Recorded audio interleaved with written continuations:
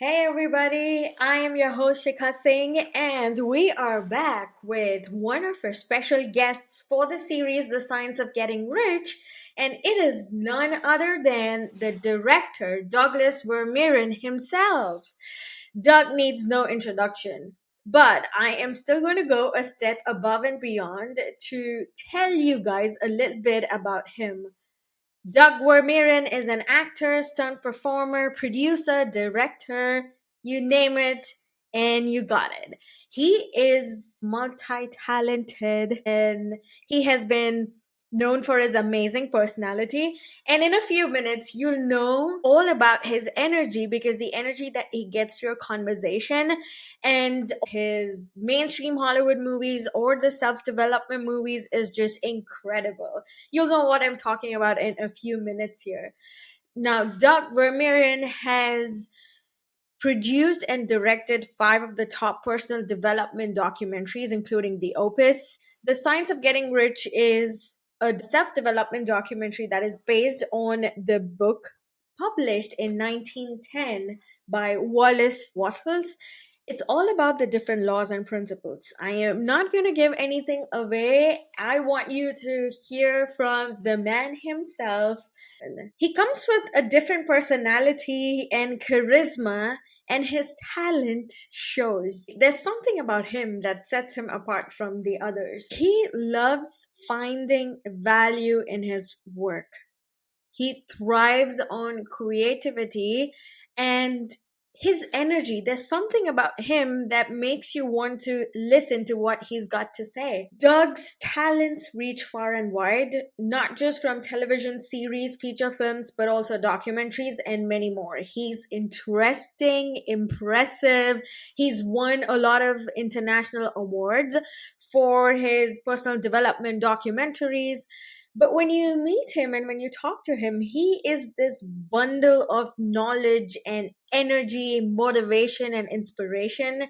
And he is awesome. That is all I can say after my experience with Doug. And I hope you guys learn just like I did after listening to this podcast episode. So let's not waste any more time and let's get to know Doug Vermeeren, the guy behind The Science of Getting Rich, a little more. All right, so there you go, everybody. We have with us the man himself, Doug Vermeeren. Welcome to our show, Doug. Thank you for having me, Sheekha. Thank you. All right. Let me just get straight to the point and congratulate you firstly for this wonderful documentary, The Science of Getting Rich. Thank you. Thank you. I got the opportunity to interview a few other members of the cast, and it was interesting to see their perspective on everything about the book and the principles mentioned in the book.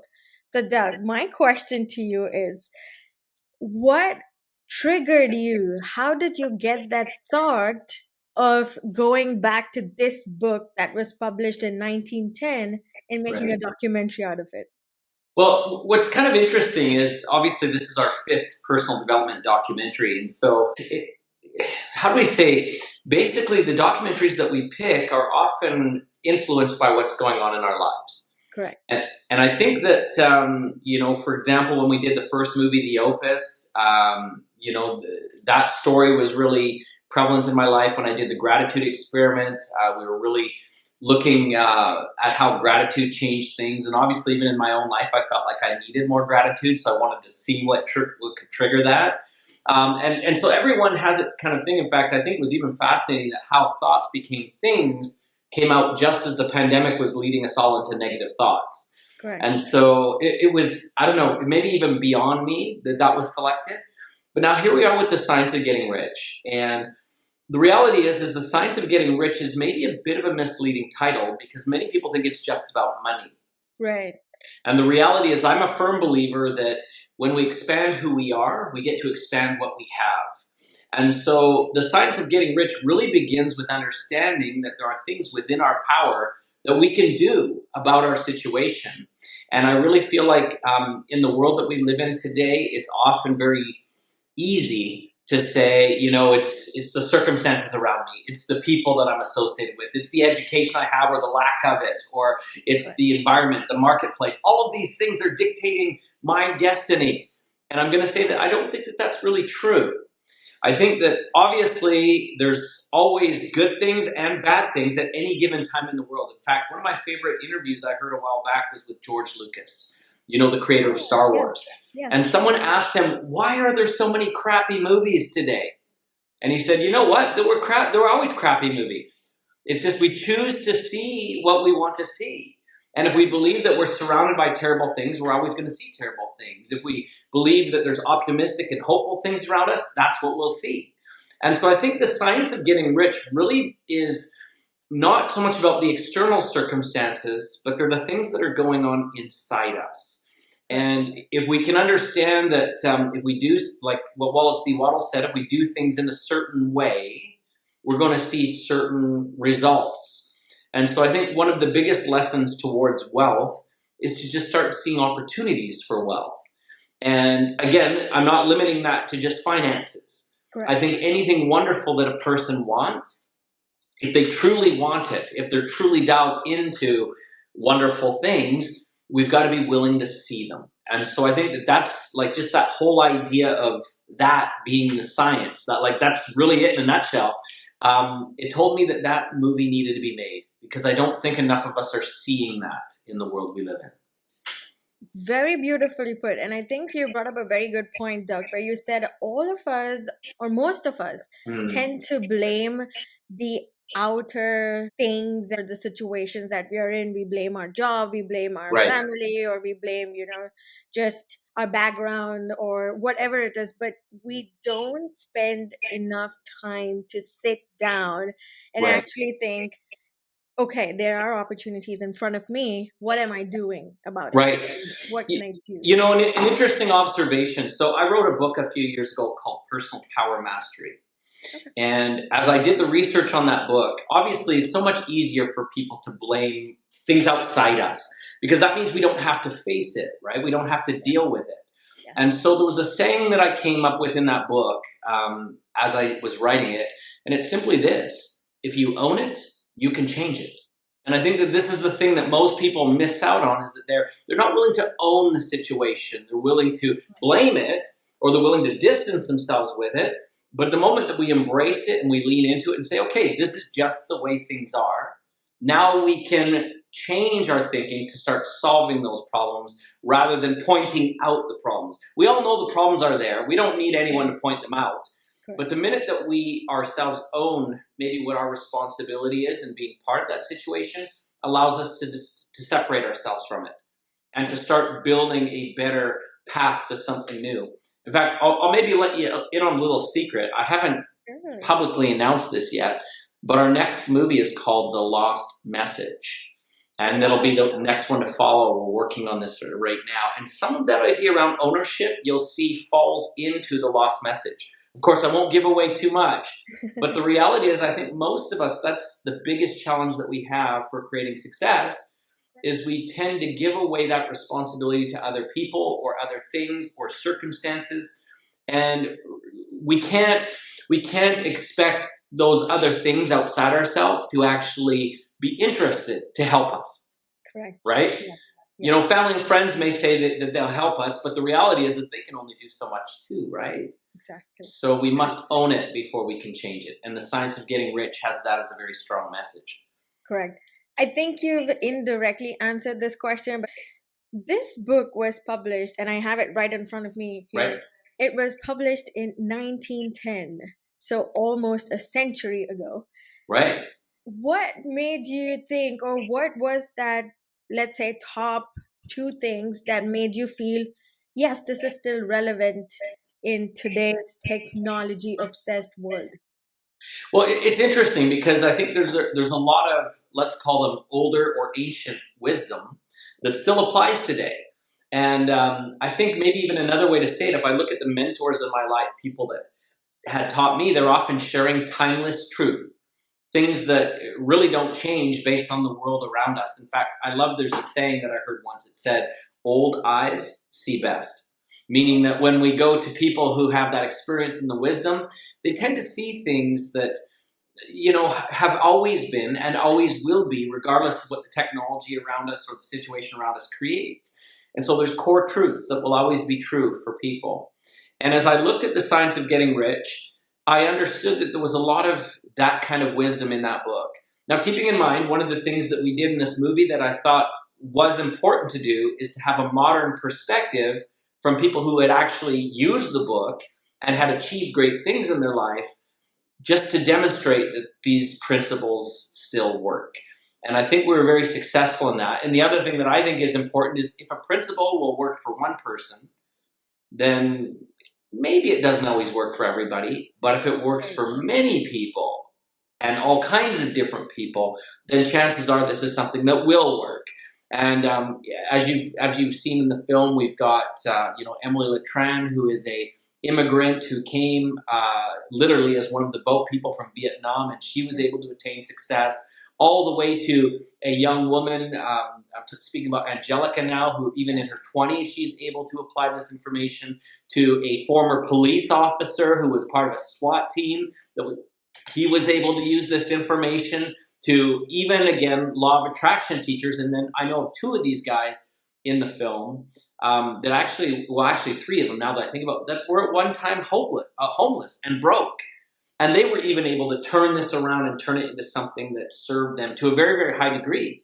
So I think that if we look at it carefully, like I'm going to say Wallace D. Wattles is the book. The people speaking in the film are witnesses that the book works. And I think that when we hear their stories and how they applied it in a modern setting, I think it's very hopeful. And to me, it demonstrates that anyone can actually do this. And that's the thing that I really loved when I read the book. Perfect. That's so inspirational. And to think that something that was written years and years ago is still valid and can actually be used and implemented for your own betterment is just mind blowing to me. With that, Doug, I know you said you wanted real life and actually real people who turned their stories around, used the laws and principles that are mentioned in the book to prove and to give this message out through the film that, hey, this works and it worked for us. How was your experience meeting these people and actually getting to know their stories? And Right. I want to know what your thought process was when you heard each of their stories. Well, I guess it's interesting because if we look at the previous movies that I've done, some of these people have appeared in those as well. Yes. So, for example, John DeMartini is in all of my movies. He's an incredible man. In fact, I consider him one of my really good friends. John Ostroff has been in many of my movies. Marie Diamond has been in many of my movies. Joe Vitale has been in many of my movies, right? So many of these people I know through experience that they understand what they're talking about. And I also think they're incredible teachers. Right? Mm. And Sharon Lecter I've known for a number of years, and I've always admired her teaching. I think she comes with a very kind energy with her that makes it easy to learn from. And I didn't have a chance to have her in some of the other movies. In fact, I would have probably had her in the last one, but the pandemic made it very difficult to kind of connect with people and meet. And then naturally, Bob Proctor has been in many of my movies, and he has been so kind to me over the years. In fact, even with my own personal books, he wrote the foreword on 5 of them. And so, it's been great. But when it comes to the newcomers, it's interesting because I've got to be very careful. I want to select the right people, right. People who I know have not only a story that demonstrates that they understand these principles, but I'm putting them right next to some of the biggest leaders in personal development in the world. Exactly. And so I've got to know that they are strong teachers, that they've got really good content to be able to share, that I can, trust them, that they're going to carry the movie in a positive and strong way. So I don't take that lightly. I guess the way to say it is I'm kind of always looking for diamonds in the rough, people that I think are incredible additions to a cast like that. And so it really does take time to find those people. Yep. Unfortunately, we do send away more than we accept, right? Because sometimes people, they have good content, but they're not quite ready. Exactly. Or their life experience, they haven't really found themselves, and they're still teaching other people's programs and other people's stories, that they haven't really risen or matured to the level where they have their own ability to edify and lead people. So I'm always looking for those people. But I will tell you something that, and I don't know, maybe this, I don't know. I personally feel very blessed to say this. Like, when I'm shooting this movie, there's a lot more that I learn than what makes it into the films. And Oh, just as an example, like when we shot Bob Proctor for this project, I spent almost the entire day with him. And if you look at the film, the film itself isn't very long, right. but there's probably less than, 30 minutes or 15 minutes even of Bob Proctor's wisdom in there. Yep. But I'll tell you, when you spend a day with someone like that, learning from them, it is completely life-changing. And I'm not talking about in a group, a Yep. coaching thing where I'm talking me and him Yes. together. And I can ask him any questions that I would like to, and ask him about any subject matter that I feel like I want to learn about, or anything I think he would know. And I got to do that with all those speakers. And Nice. so you can imagine, there's some stuff that I've been able to learn that, quite frankly, has literally changed my life. And I feel really blessed because of it. And, I wish there was a way I could bring every viewer into the room with me. Actually, it is funny. I shot some footage with John DeMartini. I want to say this was in London, England. And we brought the cameras in, and I had people line up along the outsides, and I did the interview directly with John in front of everybody. And so we did get to share it. And that was a really special event. And so, Wow. I don't know, maybe as we do live events for this film, Yeah. people can come and participate in those kind of experiences and see what I'm talking about. Yep. Of course, I think it must have been really amazing. There was this term that Emily Letran used in her interview when I was interviewing her Mm, for the podcast. And she said, I consider myself a lifelong student. And that right. stuck with me. I've and I feel like I'm getting the same thing from you when you're talking and mentioning so much about how much you learn. So speaking of diamonds, Doug, I want to ask you what your secret is, because you are an amazing actor, director, producer, stuntman, writer, everything. Mm. Where are you getting this energy from, or the motivation to do all this? Well, I think the reality is when we do something that we love, the energy flows naturally. When we do something that we're not passionate about or not excited about, we have to find the energy from other motivations. And so I think that this is kind of, I think, an important thing to find it within ourselves. What do we really want to do? Now, I know that's an easy thing to say, because I've met a lot of people who said, I don't know what I want to do, Right. right? Like, Right. I don't know, what do I want to do? The reality is I believe that we have to have exposure to a variety of things that we like to understand what we love. And a lot of times, most of us are afraid and we're shy to see who we are and what we can do. And so I'm going to encourage people, if you're looking for what you really love, um, you need to kind of return back to your roots. What was it that got you excited as a kid, right? What was it that made you kind of feel alive? And you may not find it instantly what it was, but you need to get on that journey. And remember, the world is a big place, so there's many, many things to kind of find. Now, it's interesting when we look at that word passion, right? Yes. What does passion really mean? Like, if we take it from, for example, the Passion of the Christ, right? The word passion, actually, the original Latin root means to suffer. I know that's crazy, right? But I want you to think about this. Do you love something enough that you're willing to suffer for it?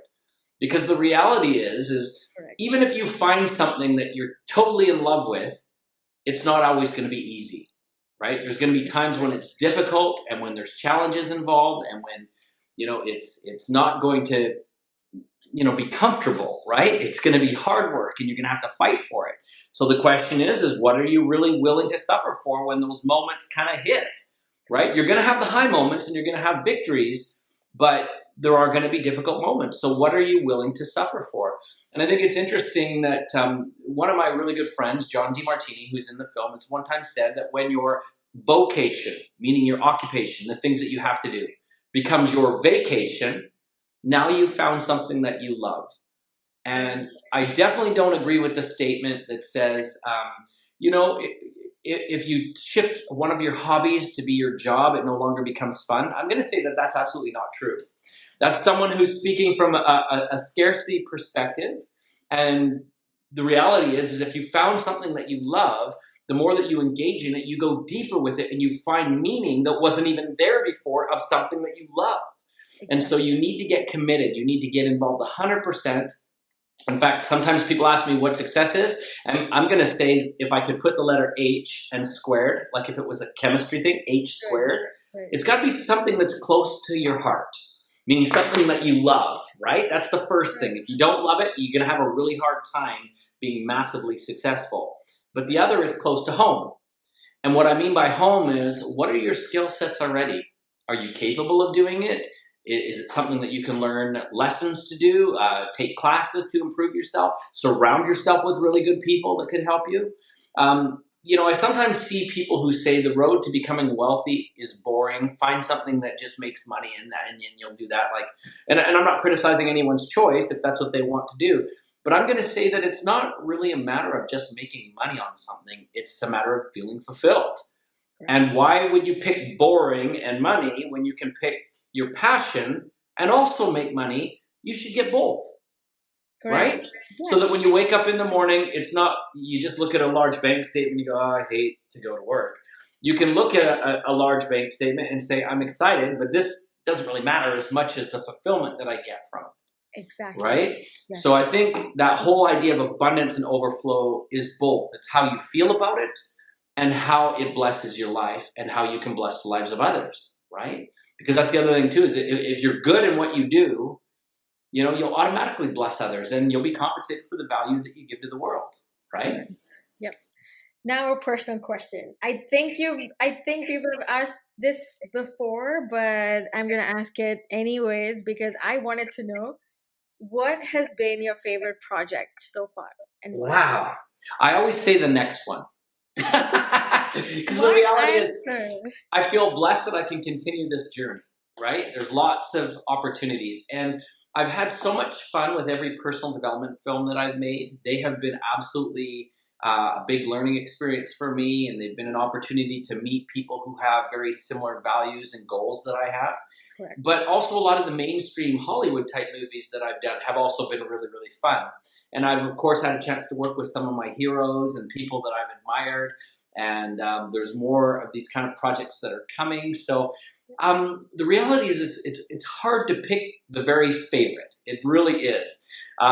Because here's the thing that I'm so worried about with that question is I'm going to name one, but then I'm going to, oh yeah, I forgot about that. And then I'm going to name another. And you and I will be here for probably 2 or 3 years talking about projects that I've had so much fun on and been so blessed. Yep. And I think if we're looking at any of these movie projects, whether again they're in the personal development space or in a Hollywood type setting, you build friendships and relationships there with these people that are sometimes even cooler than the movie that you ended up making. Exactly. And then when you get a chance to work with these people again and again and again, I always say that movies, it's kind of like summer camp. You come, you get together, you have tons of fun making this movie, you meet people, you have great experiences, and then at the end you have to say goodbye. Yes. And you promise each other, we'll see you next summer, right? And we'll get back together and we'll stay friends. And then sometimes you do, but sometimes you don't. But then a little while later, you meet them on another movie or at a red carpet or at some kind of an event. And it's just like you guys were meeting again as though you never left. Again, catching up from the exact same point right. that you left off at. Yep. Yeah. In fact, it's kind of funny. I just had this experience in Los Angeles literally a couple of weeks ago. Some of your viewers may know the name Cynthia Rothrock. If you don't, look her up. She's an absolute legend in the martial arts world. And on that film, I played one of their lead bad guys. I was a bad guy on that film. And on that film were people like Don the Dragon Wilson, Keith Cook, who you know from Mortal Kombat, and Richard Norton from Furiosa and Fury Road, and Patrick Fitzpatrick, who's done countless movies.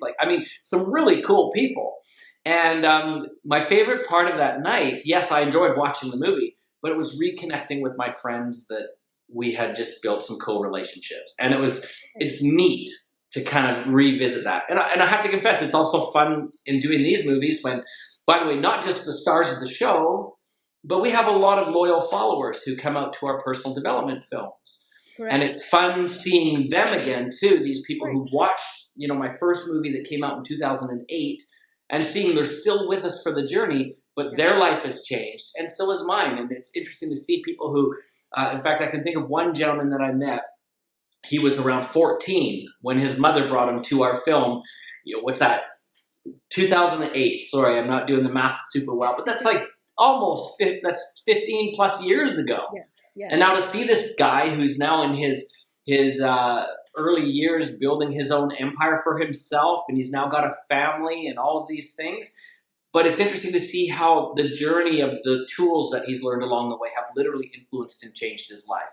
Wow. And it makes me proud to be part of that journey.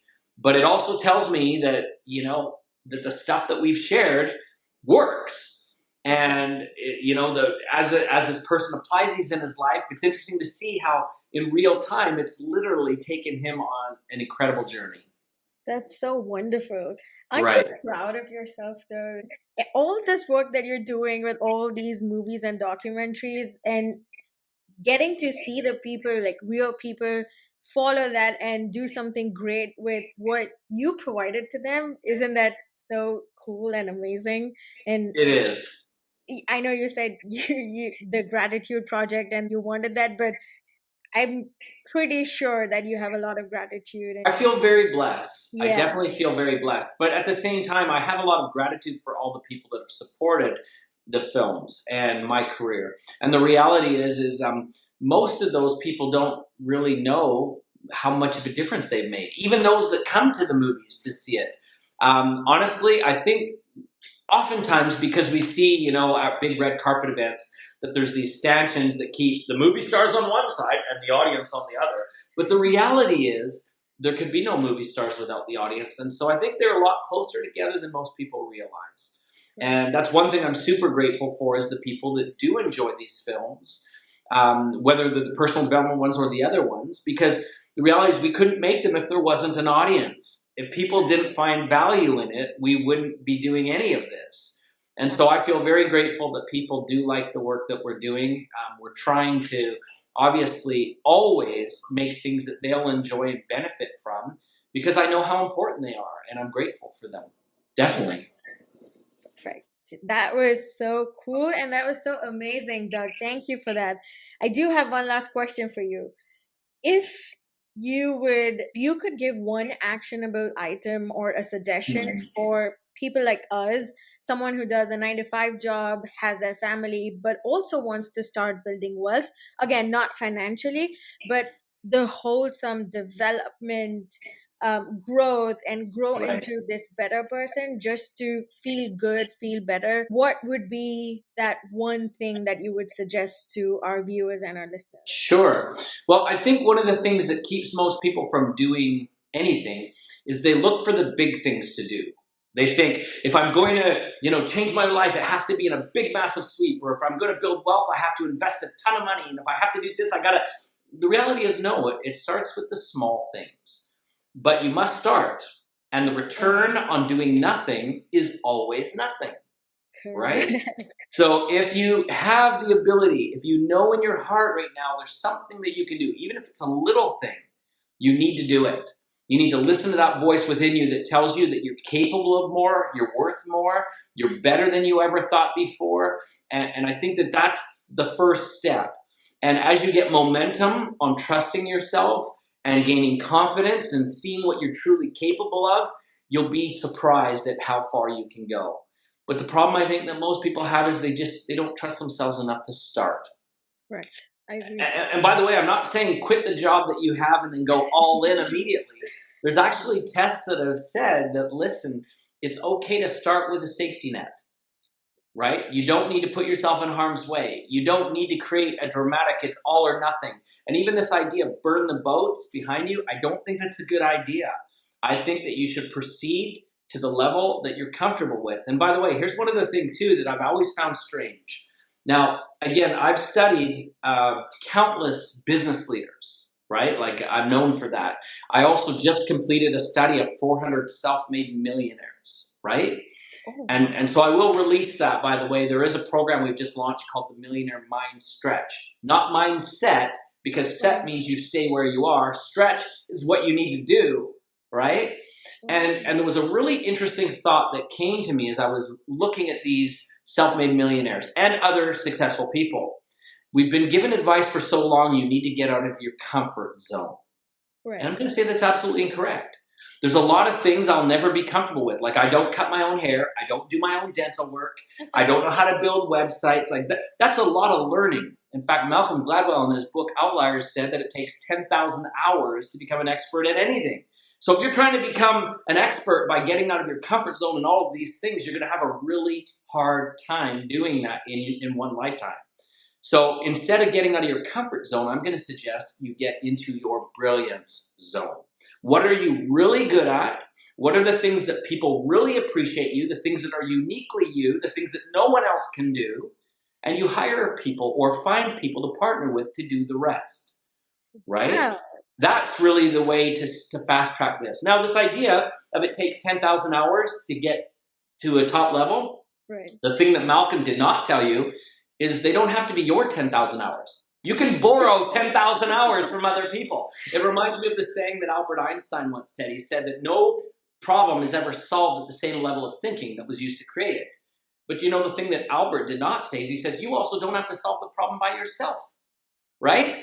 So if you need a new level of thinking, call up some friends, get some mentors that are smart, focus on what you're really good at, and then delegate the rest, right? You can find other people who can help you. And I think that that's the biggest thing that most people think, because we've heard this saying, if it's meant to be, it's up to me. That's not true. If it's meant to be, it starts with you. Exactly. But what happens next does not have to come from you. In fact, one example I always like, if you do this today, go to like HMV or something or whatever, anybody that's still selling music, and just find an album, right? In fact, one of my cousins is Elvis Presley. Okay, so I'm related to Elvis Presley. So I encourage you to do this. Go take a look at any album that Elvis has ever put out. He's arguably one of the most widely known entertainers in the world. Now, I want you to flip it over, and I want you to look at the credits and see how many songs he actually wrote that he sang. Well, the answer is there's really only 2 or maybe 3 songs that he had any creative input throughout his entire career. But who remembers him for the songs? The reality is don't care who gets credit. Partner with the best people in the world. Your name will still go on the label. You'll also still have money go into your bank account, and nobody will ever ask, was it always you that wrote this music? Was it always you that played these instruments? Was it always? No one cares, right? So be the director, the conductor of the orchestra rather than try to play every instrument. You'll find that we'd be far more successful. Perfect. That is genius. You know what? While you were telling all of this, Doug, I just realized how wonderfully you are courting someone who's successful in their own field, but at the same time, you're like, yes, they said this, but not completely true. They didn't tell you the other part of it. I loved that. Absolutely loved it. I think that's what a lot of people miss is that half knowledge and the thing of not questioning what has Right. been taught to you for so long or following just that one thing. Oh, she did it that way. It worked for her. So I'm going to do it the exact same way, even if I am not fit for it. Right. But I love, Well, I you know, love one of the my favorite difference. quotes, you've probably heard this. If you cracked open a fortune cookie, you pulled it out, it says, the journey of 1,000 miles begins with a single footstep. Did you hear that before? A The hundred journey of times. 1,000 miles begins with a single footstep. I'm going to say, yeah, maybe if you want to be lost. I personally believe the journey of 1,000 miles should begin with figuring out where you want to go. That's number one. And then number 2, take a step in the right direction, and you'll find out it may not be 1,000 miles after all, right? Correct. So I think Wow. that this is it. We need to get the right data. We need to start looking at things differently. We need to recognize that oftentimes we're far closer to what we really want than we actually imagined. The problem is most of us don't yet know where we want to go. We haven't thought about it enough, right? Exactly. 100%. Yeah. But this was amazing, Doug. Thank you so much. I wish you nothing but the best and good luck for the science of getting rich. It was a pleasure talking to you and having you on our podcast today, Doug. Thank you so much. Thank you. I look forward to doing it again. Absolutely, for sure, for the lost message. Cannot wait for it. I hope you have learned something useful and something that would help you transform your journey and get you one step closer to being rich and building wealth and being happy. If you want to know more, go check out the series and the playlists that I've linked here below. And if you haven't watched the documentary, The Science of Getting Rich yet, then go check out the link in my description box below to get a discount and a bonus. I hope you've enjoyed this and stay tuned for more episode in the series. Until then, keep growing, keep glowing, and be yourself. This is your host, Shikha Singh, signing off. Bye.